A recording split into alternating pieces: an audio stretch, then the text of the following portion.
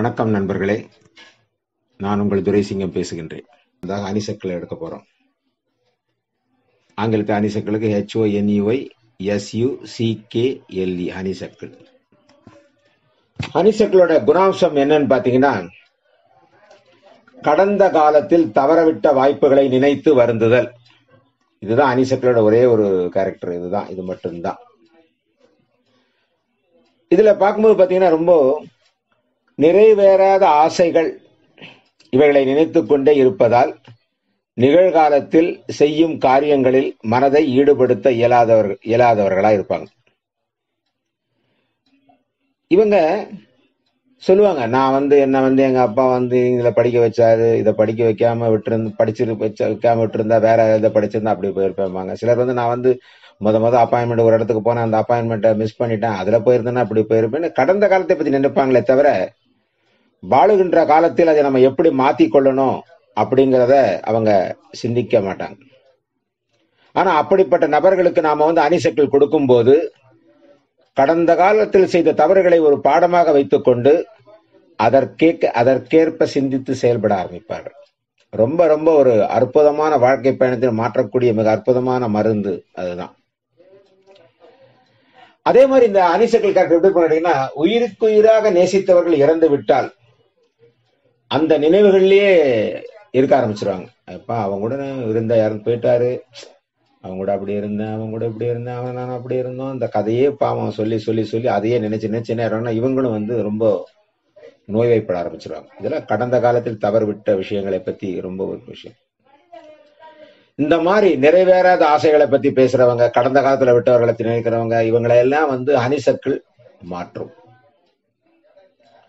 இதுல ஒரு முக்கியமான விஷயம் என்னன்னு கேட்டீங்கன்னா, ஒரு வியாபாரம் பண்றார், வியாபாரத்துல நஷ்டம் ஆயிடுது, அந்த நஷ்டத்தை நினைச்சு வருத்தப்பட்டு இருந்துட்டு அடுத்த தொழில் பண்ணாம இருப்பார். அவரை ஹனிசக்கள் மாற்றும். இந்த காரு, ரேஸு, சர்க்கஸ் இதுல எல்லாம் வேலை பார்க்கறவங்களுக்கு எப்பவுமே கரணம் தப்பினால் மரணம்பாங்க. ரேஸ்ல போறவங்களும் அப்படிதான். அது கார் ரேஸா இருந்தாலும் பைக் ரேஸா இருந்தாலும் ரேஸுங்கிறது ஒரு உயிரை பயணம் வைத்து செய்யக்கூடிய தொழில் தான். அது ஒரு விளையாட்டு, வீர விளையாட்டு தான்.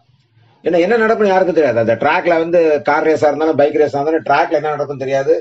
எத்தனையோ நம்ம வீடியோ கிளிப்ஸ் பார்த்திருக்கோம்.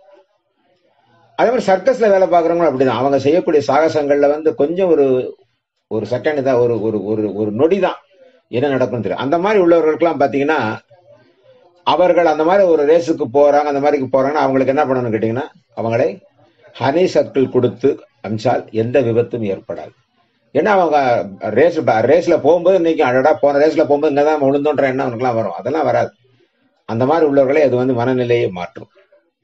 அடுத்து ரொம்ப முக்கியமான வேலையை ரொம்ப அற்புதமா செய்யுங்க ஐயா அந்த மருந்து. என்னன்னு கேட்டீங்கன்னா, எக்ஸாமுக்கு போற குழந்தைகளுக்கு அவங்களுக்கு அது போறதுக்கு கொஞ்சம் முன்னாடி அந்த மருந்தை கொடுத்து அனுப்பிட்டால், அவன் போய் உட்காந்து எக்ஸாம் ஹாலில் போய் உட்காந்துன்னா, போன எக்ஸாம் எழுதணும், என்ன 30 மார்க் தான் இந்த எக்ஸாம்ல என்ன வரப்போங்கிற எண்ணங்கள்லாம் வராமல் சிறப்பாக செய்வார்கள். அதே மாதிரி ஏதாவது ஒரு ஷேர் பணம் அதுல முதலீடு பண்றோம், எந்த ஒரு தொழிலுக்கு முதலீடு செய்வதாக இருந்தாலும் ஒரு நிமிடம் இந்த ஹனிசக்களை சாப்பிட்டு விட்டு ஒரு 2 நாள் சாப்பிட்டு அதுக்கப்புறம் பண்ணீங்கன்னா சரியான பாதையில் அற்புதமாக நீங்க செய்ய முடியும். இதுக்கு பாத்தீங்கன்னா ஒரு ஒப்பிடுதல் கிளைமேட்டிஸ் எப்படின்னு கேட்டீங்கன்னா, ஆகாய கோட்டை கட்டுற ஒரு கேரக்டர், கற்பனை உலகத்துல வாழக்கூடிய கேரக்டர் கிளைமேட்டிஸ். எனக்கு கிடைச்ச ஒரு அனுபவம், ரொம்ப அற்புதமான அனுபவம் கேட்டீங்க. எங்களுடைய நண்பரோட அண்ணி அவங்க சென்னையில ஒரு சென்னை அரசு மருத்துவமனையில பணியாற்றிட்டு இருக்காங்க. அவங்க மாற்றலாகி அவங்க கோயம்புத்தூருக்கு போறாங்க. கோயம்புத்தூருக்கு போன பிறகு அவங்களுக்கு என்ன ஆயிடுச்சுன்னா, வேலை பார்க்கறேன், ஒரு வாரத்தை லீவ் போட்டு வந்துடுறாங்க. என்ன சொல்றாங்கன்னா, எனக்கு சென்னை ஜிஹெச் மாதிரி இல்ல, அந்த கோயம்புத்தூர்ல எனக்கு அங்க வேலை செட் ஆகல, அதனால வேலையை விட்டுறலாமா அப்படிங்கிற ஒரு கண்டிஷன்ல பேசாம லீவ் போட்டு வந்துட்டாங்க. 1 மாசம் லீவ் போட்டு வந்துட்டாங்க. எங்க ஃப்ரெண்டு சொன்னாருப்பா, இந்த மாதிரி ஒரு பிரச்சனை, எங்க அண்ணி இந்த மாதிரி அவங்க வேலை அவங்களுக்கு சென்னையில இருந்து கோயம்புத்தூருக்கு மாத்திட்டாங்க. ஆனா அவங்க அங்க போய் 1 வாரம் வேலை பார்த்துட்டு என்னால அந்த சூழ்நிலையில் இருக்க முடியல, எனக்கு சென்னை ஜிஹெச் தான் சொர்க்கம், அங்கதான் நல்லா இருக்கு அப்படிங்கிற மாதிரி புலம்பிட்டு இருக்காங்க அப்படின்னு சொன்னாங்க. சரி, ரைட், ஓகே, அவங்களுக்கு நாம ஹனிசக்கள் கொடுக்குறேன், அவங்கள அதை அவங்களுக்கு கொடுங்க, தெரியாம கொடுத்து பாருங்க. மனநிலை எப்படி மாறுதுன்ற நம்ம டெஸ்ட் பண்ணி பார்ப்போம்னு கொடுத்தோம். முதல் டெஸ்ட் அவங்க தான். அந்த மாதிரி நிறைய டெஸ்ட்டுகள்லாம் அங்கே தான் பார்த்தது நான். அப்போ அவங்களுக்கு அனிசைக்கிள் கொடுத்த பிறகு ஒரு 5-6 நாள் கழிச்சு என்ன பண்ணிட்டாங்க, திடீர்னு வந்து ஊருக்கு கிளம்பிட்டாங்களா. என்ன போறேன்? இல்லை இல்லை, நான் வந்து வேலைக்கு போறேன், நான் இங்க வீட்டில் உட்காந்து இருக்க முடியாது அப்படின்ட்டு போயிட்டாங்க. போய் அதுக்கப்புறம் அங்கேருந்து ஃபோன் பண்ணிட்டாங்க. எனக்கு வந்து இப்போ கோயம்புத்தூர் ஜிஹெச் வந்து எனக்கு ரொம்ப அற்புதமா இப்போ ரொம்ப செட் ஆயிடுச்சு, ரொம்ப ஹாப்பியா இருக்கேன் அப்படின்னு அவங்க ஃபோன் பண்ணி சொன்னாங்களா. என் நண்பர் என்கிட்ட சொன்னாருப்பா, உண்மையிலே பெரிய விஷயம்டாப்பா, இப்படியெல்லாம் கூட மருந்துகள் இருக்கா, மனநிலையை மாற்றுமா அப்படின்னு அவங்க கேட்டு ஆச்சரியப்பட்டது மலர் மந்திரம் எனக்கு கிடைச்ச மிகப்பெரிய வெற்றி. நன்றி நண்பர்களே.